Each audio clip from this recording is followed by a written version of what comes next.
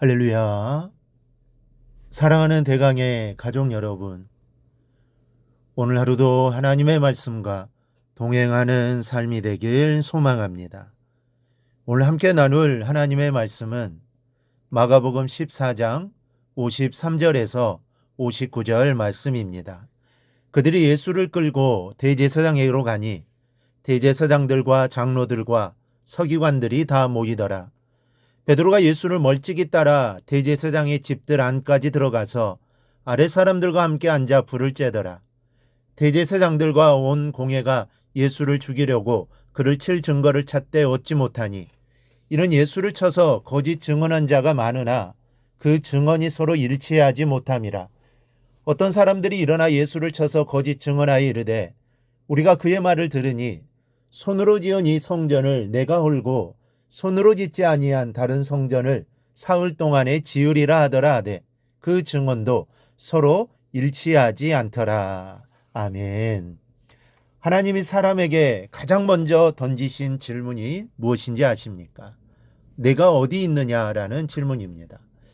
선악과를 따먹고 범죄한 아담을 향해 하나님께서 물으셨던 질문입니다.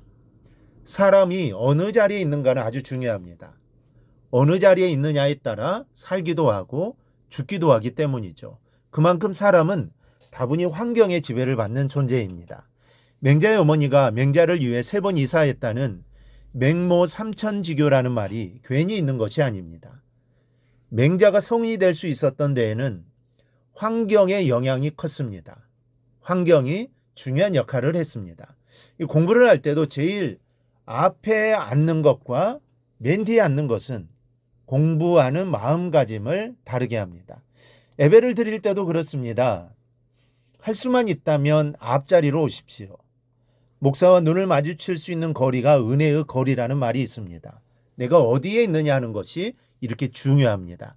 이 본문의 주인공인 베드로는 지금 잊지 말아야 할 자리에 있습니다. 예수님을 3번 부인하는 자리입니다. 본문은 베드로가 예수님을 부인할 수밖에 없었던 이유를 우리에게 말씀해 주고 있습니다. 먼저 예수님으로부터 멀찍이 떨어진 자리에 있었습니다. 아예 주님을 모른다면 또 모르지만 주님을 아는 사람이라면 부르심을 받은 성도라면 죽는 일이 있어도 주님과 가까이 있어야 합니다. 특히 제자라 한다면 무슨 일이 있어도 주님 곁을 사수해야만 합니다. 이 제자들의 이전의 삶을 돌이켜보아도 주님과 멀어질 때 꼭 문제가 생겼습니다. 언젠가 예수님께서 모인 무리를 훑어 보내시려고 제자들을 먼저 배에 태워서 건너편으로 보내신 것을 기억하실 것입니다. 그 후에 제자들은 풍랑을 만나 죽을 고비를 넘깁니다. 제자들이 고난당하는 모습을 보시고 주님이 무리로 걸어오셔서 구원해 주시긴 했지만 우리가 기억할 것이 있습니다. 주님을 떠난 자리는 죽는 자리라는 겁니다. 변화산에 올라가셨을 때는 어땠습니까? 산 아래에 남아있던 제자들에게 어떤 아이의 아비가 병든 아이를 데리고 와 고쳐주기를 부탁했지만 9이나 되는 제자들이 아무 일도 할 수 없었습니다.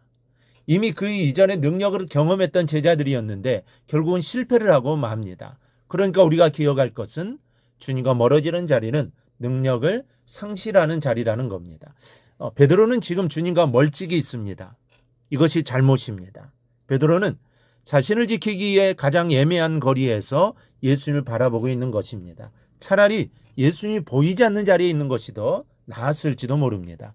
아예 예수님 곁에 가서든지 아니면 더 멀리 도망했어야 합니다. 그런데 베드로는 시험당하기 가장 적당한 거리에 자리를 잡고 있습니다. 여러분, 덥든지 차든지 하십시오.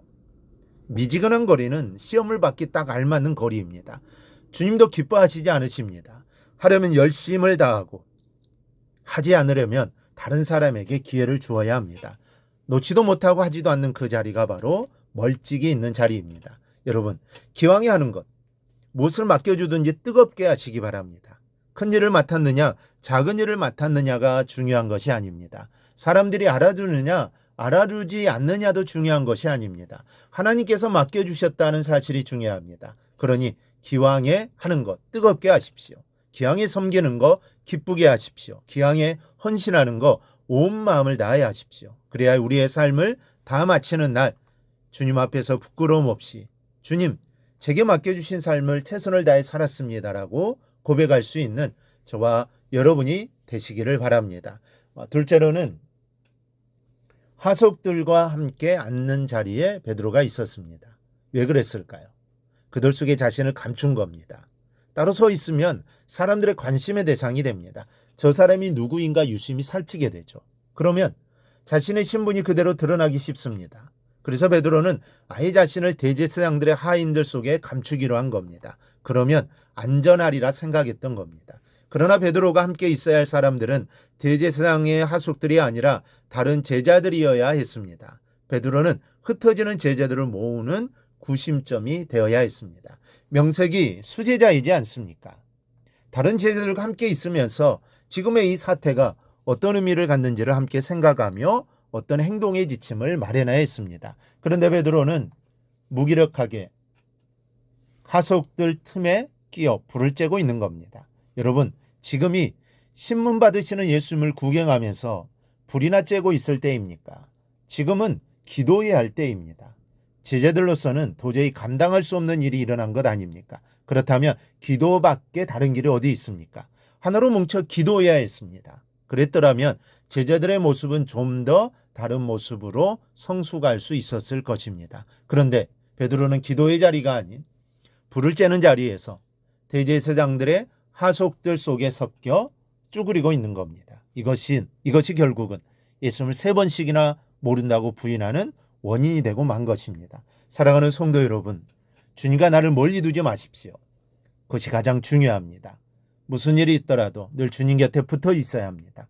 마음이 늘 가까이 있어야 합니다. 뜻이 늘 가까이 있어야 합니다. 그러면 하속들 틈에 나를 감출 일도, 불편한 마음으로 불을 쬐일 일도 없습니다. 늘 쉬지 않는 기도로 주님을 향한 사랑의 마음을 달구어 놓고 하나님의 뜻을 이루는 여러분들이 되기를 주님의 이름으로 축원합니다. 오늘 묵상한 말씀을 굳게 잡고 삶으로 실천하며 살아내는 대강의 모든 성도들이 되기를 축복합니다.